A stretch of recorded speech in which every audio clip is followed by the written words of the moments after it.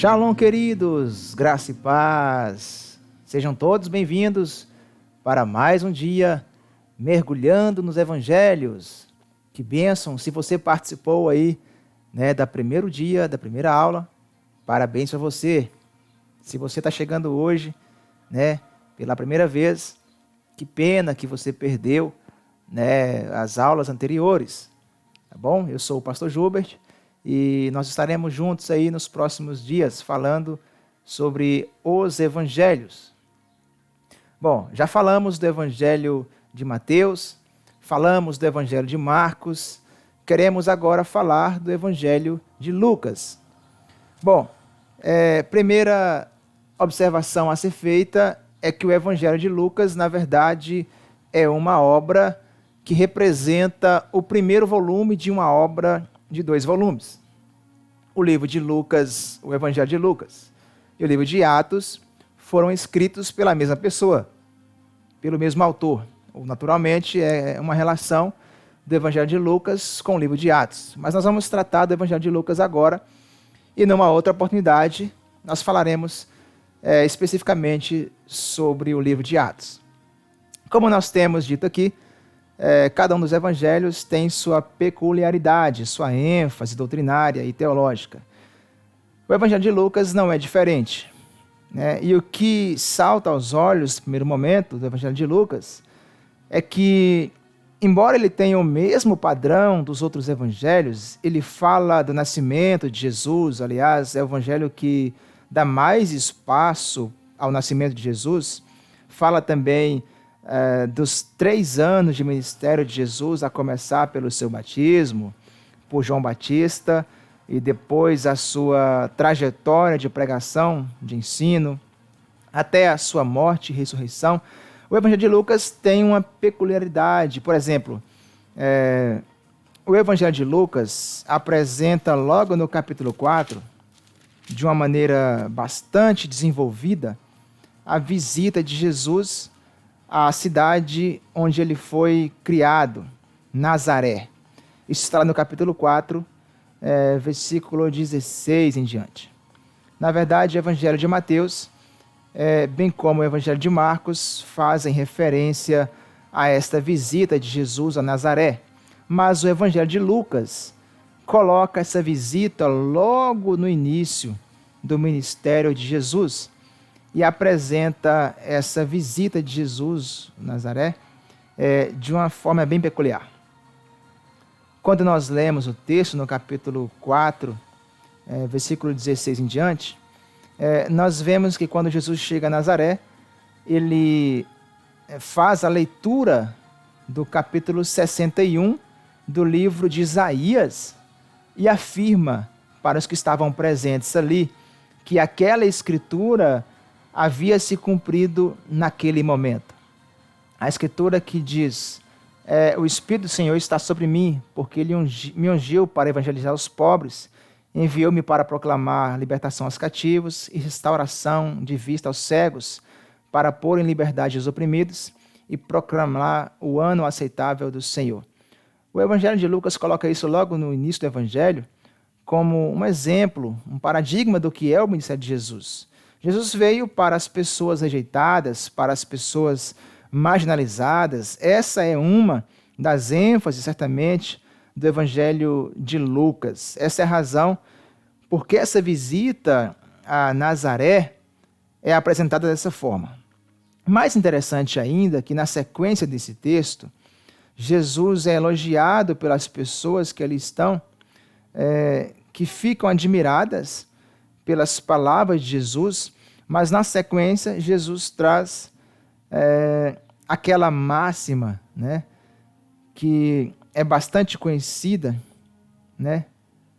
que é conhecida: médico, cure a si mesmo, ou aquela outra máxima que Jesus diz que nenhum profeta é bem aceito na sua própria terra.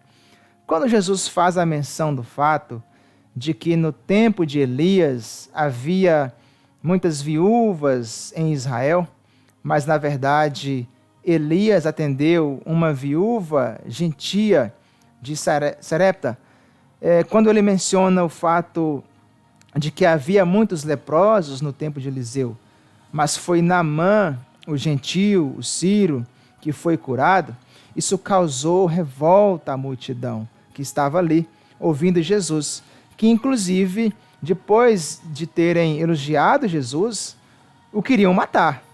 Né? Então, o Evangelho de Lucas apresenta, na verdade, Jesus voltado para as pessoas rejeitadas, com ênfase nos gentios, daqueles que não faziam parte da aliança de Deus com Israel, mas que eram convidados e eram bem-vindos no reino de Deus, no propósito que Deus tinha para a humanidade. Em outras palavras, o Evangelho de Lucas fala da universalidade, da graça de Deus e do Evangelho como um Evangelho, uma graça que não é apenas para o povo de Israel, mas para toda a humanidade. Olha para você ver que maravilha, né, é o Evangelho de Lucas. Né?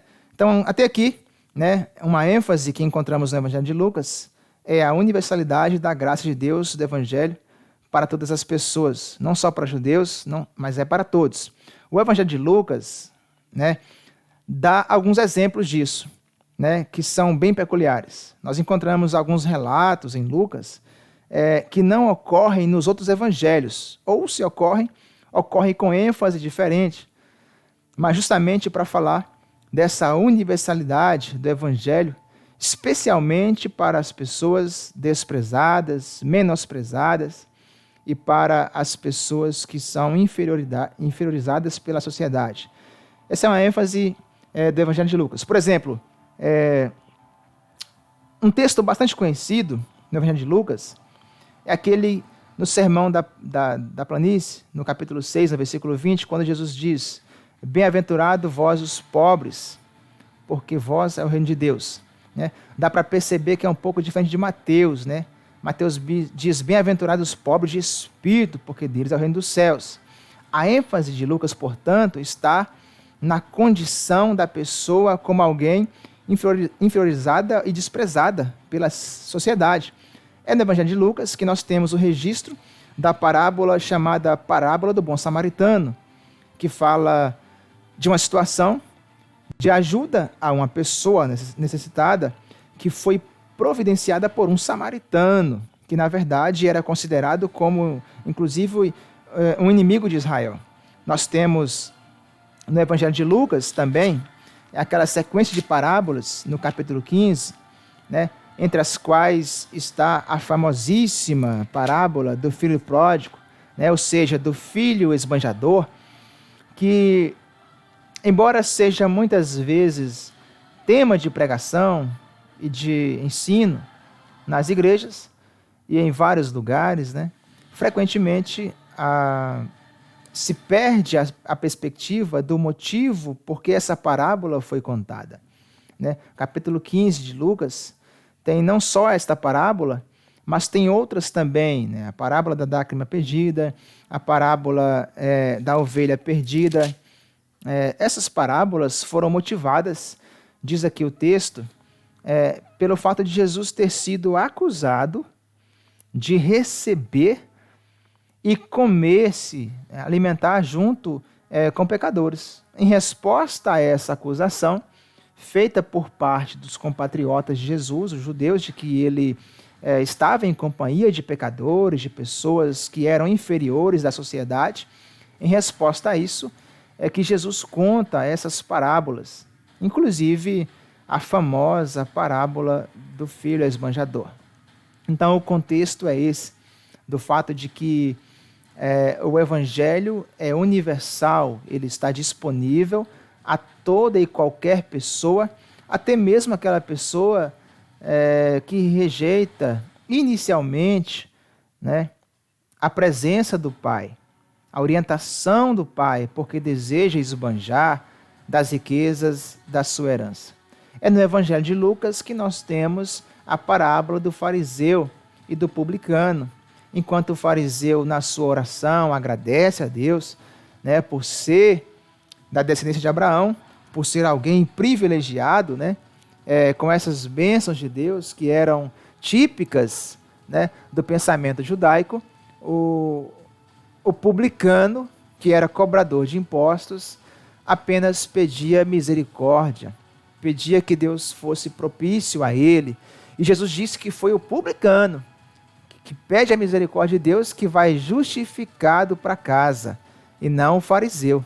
Podemos citar também a famosa história de Zaqueu, né, o publicano, que não só queria ver Jesus, não só foi convidado pelo próprio Jesus, aliás, o próprio Jesus se convidou aí na casa dele, né?